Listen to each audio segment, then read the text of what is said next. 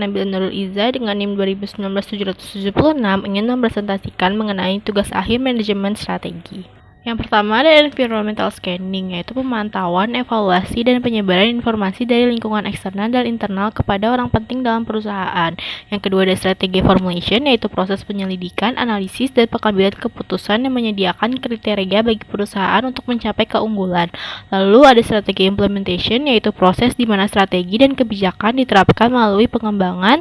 Lalu ada evaluation and control, yaitu proses hasil kinerja dipantau sehingga kinerja aktual dapat dibandingkan dengan kinerja yang diinginkan.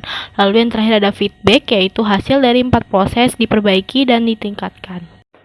Yang pertama, saya akan menjelaskan mengenai environmental scanning eksternal yang terdiri dari 3 macam. Yang pertama ada nature atau physical, yaitu alam yang tidak dapat dianalisa. Yang kedua ada societal, yaitu pengaruh tidak langsung dirasakan untuk jangka menengah, yang terdiri dari ekonomi dengan contoh nilai tukar rupiah, teknologi dengan inovasi teknologi. Yang ketiga hukum politik, yaitu dengan contoh presiden baru, dan yang terakhir sosial budaya dengan komunikasi dengan penduduk lokal. Lalu yang terakhir ada test, yaitu pengaruh langsung dirasakan oleh perusahaan dalam jangka pendek, contohnya demo buruh atau pembelian konsumen saat liburan. Selanjutnya saya akan menjelaskan environmental scanning internal yang terdiri dari culture atau kebudayaan. Culture sendiri terbagi menjadi 3. Yang pertama ada corporate culture, yaitu kebiasaan yang dijalankan oleh seluruh anggota dalam perusahaan.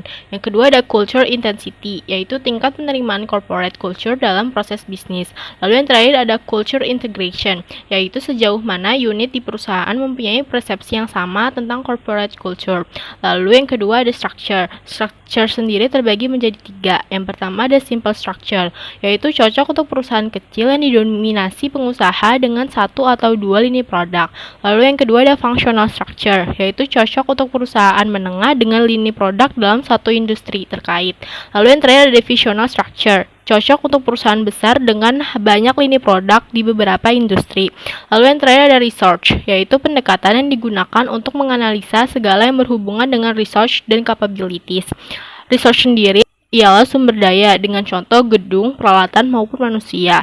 Untuk capabilities yaitu kemampuan perusahaan memaksimalkan sumber daya yang dimilikinya. Selanjutnya ada bisnis strategi yang terbagi menjadi 2, kompetitif dan juga kooperatif. Kompetitif terbagi menjadi 3, yaitu fokus.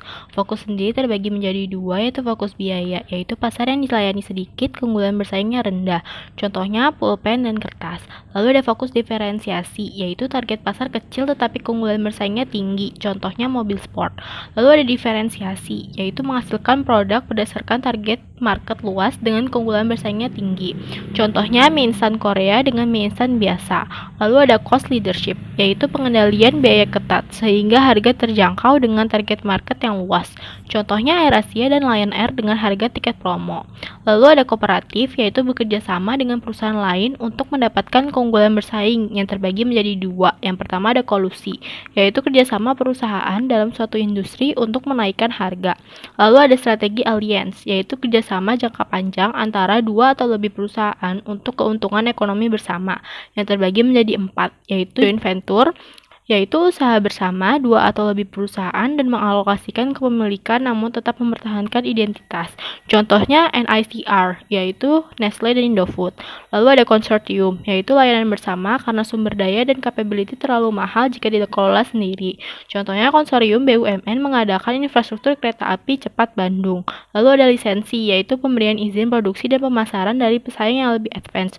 Contohnya perusahaan mainan yang membeli lisensi dari Disney. Lalu ada value chain partnership, yaitu aliansi untuk satu perusahaan untuk membentuk kesepakatan jangka panjang dalam distributor utama untuk keuntungan bersama. Contohnya TSM dengan CIMB Niaga. Selanjutnya ada 3 isu utama yang wajib dibahas. Yang pertama ada directional, yaitu arah tujuan perusahaan yang terbagi menjadi 3. Yang pertama ada growth, yaitu strategi dilakukan dalam membentuk merger dan akuisisi yang terbagi menjadi 2. Yang pertama ada concentration. Concentration terbagi menjadi 2, yaitu vertikal, yaitu yang beroperasi dari raw material hingga distribusi ke end user. Contohnya Cimory. Lalu ada horizontal, yaitu perluasan lokasi geografis dan menambah produk atau layanan ke pasar saat ini. Contohnya Walt Disney dengan film, merch, dan juga theme park. Lalu ada diversification yang terbagi menjadi dua. Yang pertama ada concentric yang dilakukan oleh perusahaan berkembang dengan industrinya lebih rendah tetapi masih berhubungan. Contohnya peternak ayam menjadi peternak sapi. Lalu ada konglomerat tidak terkait dengan yang ada sekarang dan perusahaan tidak memiliki keunggulan bersaing. Contohnya Kompas Gramedia dengan toko buku dan hotel.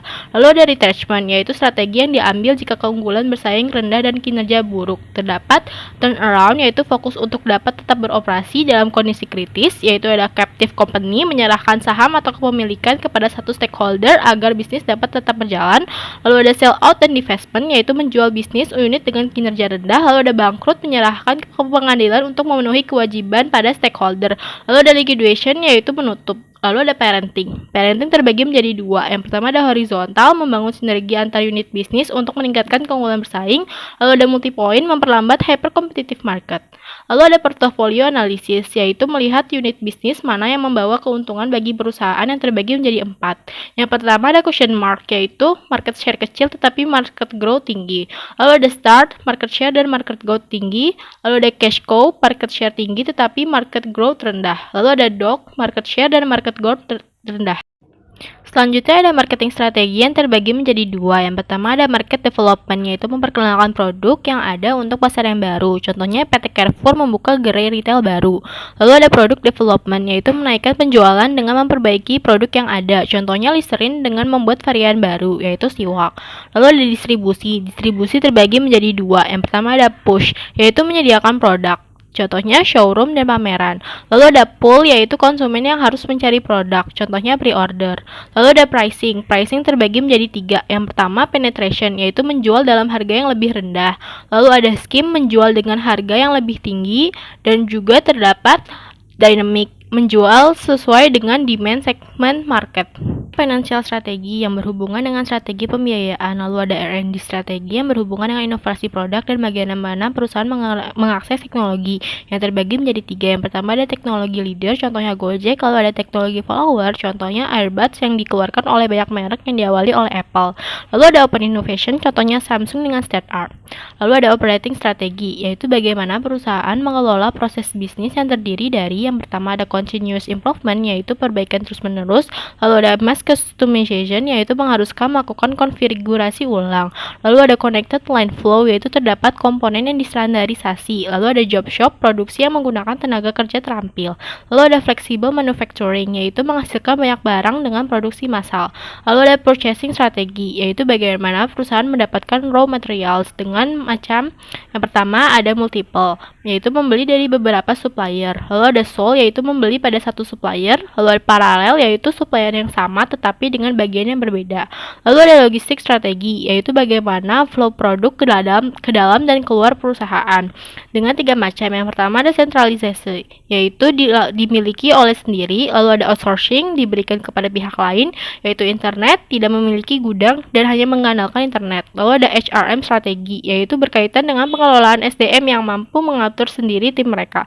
Lalu ada IT strategi, yaitu bagaimana perusahaan bisa mengikuti di mana tim member tinggal sehingga bisnis dapat berjalan 24 jam. Adaro Energi ialah perusahaan yang bergerak di bidang pertambangan batubara dan energi yang terdaftar di Bursa Efek Indonesia melalui IPO pada tanggal 16 Juli 2008. Tanggal pendirian 28 Juli 2004 dengan kantor pusat di Jakarta Selatan dengan harga saham 1.685 berdasarkan Yahoo Finance 14 November 2021 dengan kompetitor utama Bukit Asam dan juga Indo Tembagaraya Megah.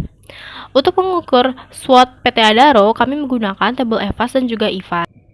Untuk tabel EVAS berisi opportunities dan juga threat untuk kolom weighted dengan angka skala 0,0 sampai 1,0, yaitu tidak penting hingga paling penting. Untuk kolom rating dengan angka skala 1,0 sampai 5,0, yaitu sangat bisa mengatasi hingga tidak bisa mengatasi. Untuk tabel IFAS berisi strength dan weakness. Untuk angkanya sama halnya dengan EVAS. Hasil SWOT untuk PT Adaro, untuk SO, Adaro akan terus mengikuti perkembangan pasar. Lalu untuk WO, menyiapkan produksi yang baru untuk masa depan. Untuk ST, mendorong permintaan seaborne global. Lalu untuk WT, fokus kepada peningkatan produksi. Korporasi strategi PT Adaro menggunakan vertical strategi karena mengoperasikan 8 pilar yang dikelompokkan menjadi pertambangan batubara dan non-pertambangan batubara.